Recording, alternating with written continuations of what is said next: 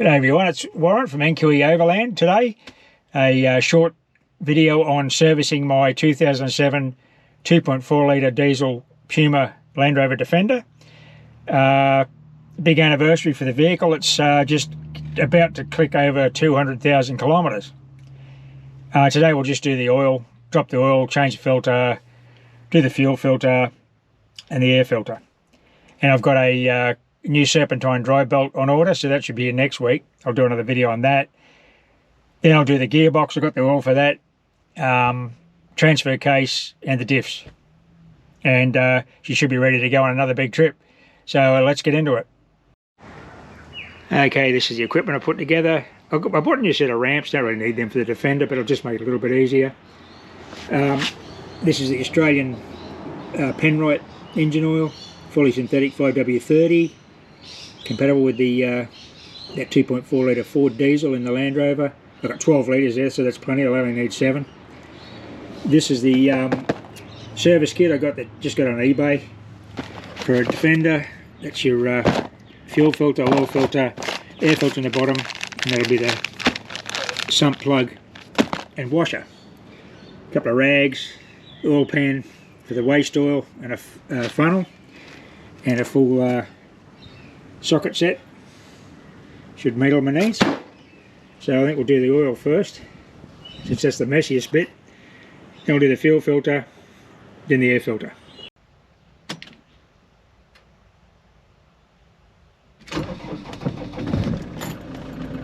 We'll just warm her up and then put it up on the ramps. So I can change that oil first. I know there's plenty of these videos online about servicing these Defenders, but I just thought I'd do this from an Australian point of view because of the Australian oils that are available here, the lubricants for this vehicle. What's in the manual is out of date and isn't available in Australia anyway, most of it. The Land Rover equivalents are available here. Penrite make most of them. Penrite's an Australian company. It's readily available at all our big auto shops like Autobarn and Repco and Supercheap.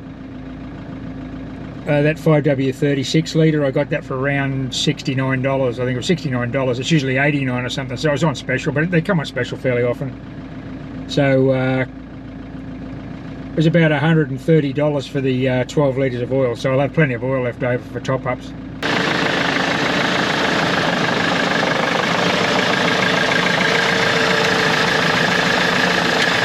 Here's the new sump plug and washer, so that's a 13mm socket. We'll get under there and take out the old plug and drop that oil. Okay, I've dropped the oil. It's the last bit running out. I'll leave that for about 20 minutes. Now, this oil filter, that's a 27mm fitting, so I've got a half-inch drive with a 27mm impact socket on it. You don't want to use the multifaceted sockets. You need these impact sockets because that's plastic. And the last time I serviced this vehicle, the previous to that, it had been done by a mechanic, and that was on so tight I nearly stripped that thing. So I don't know how they did it up with an air gun ratchet, I suppose. I just I really struggled to get that off, but I should be okay this time because I put it on. Like I said, you got to be careful you don't strip that plastic. And inside that's just the filter element, because you got to reuse that plastic cup when you change the oil filter. So we'll do that now. Let's see if I can crack it. So this is the oil filter housing. I'll just clean that up now. As you can see, it's got a torquing figure on there. Yeah, the first time I serviced the vehicle myself, this was on so tight, it was way beyond that torquing figure. I had a lot of trouble getting it off. Just got to make sure you use a actual 6-sided socket, because if you don't, you've damaged that housing there, and you end up having to buy a new one. So you don't want to do that, because this stays with the vehicle and the filter just goes on the top. So I'll put the new oil filter in there now, and we'll put the oil back in.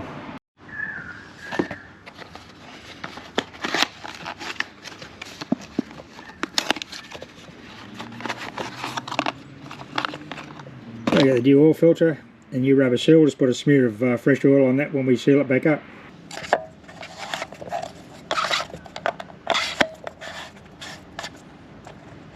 That's locked in. We'll just set that up and oil it up before we screw it back on.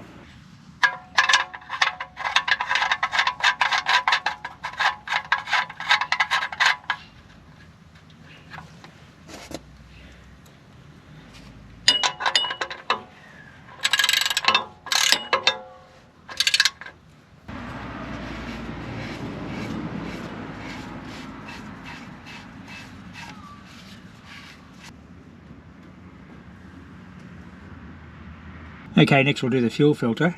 It's in the wheel arch, the rear wheel arch behind on the driver's side, right-hand drive vehicle.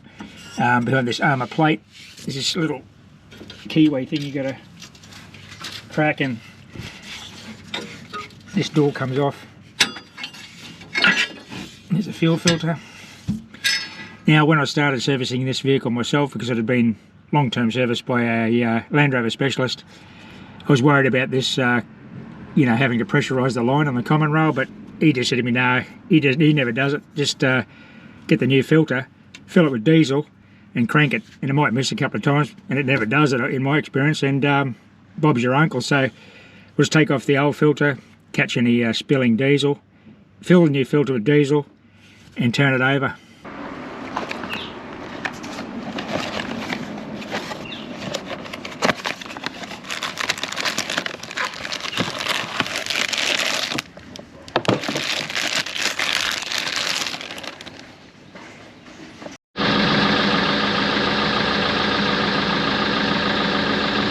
Okay, last item in the service box is the air filter. That's the easy one. You can stand up at the side of the vehicle. You're not getting all oily and dirty and laying on your back.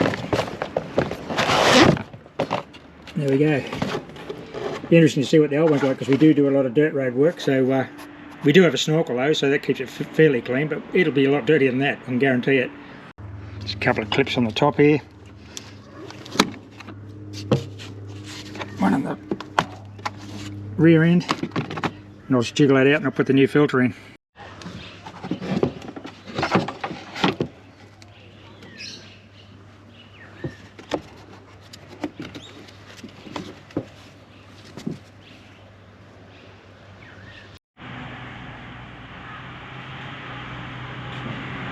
Okay, well, that's pretty straightforward. Engine oil and filter, fuel filter, air filter on a Puma Defender.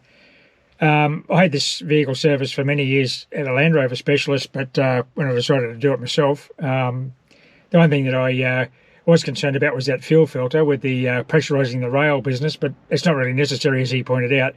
He's a professional mechanic and he doesn't do it. He just fills the filter with fresh diesel, lock it on, and turn the engine over. Quite simple, and you don't need a lot of tools to do this in the backyard by yourself, and you save a lot of money by doing it yourself. So I'll just take it for a test drive now and make sure we haven't got any leaks. Thanks for watching.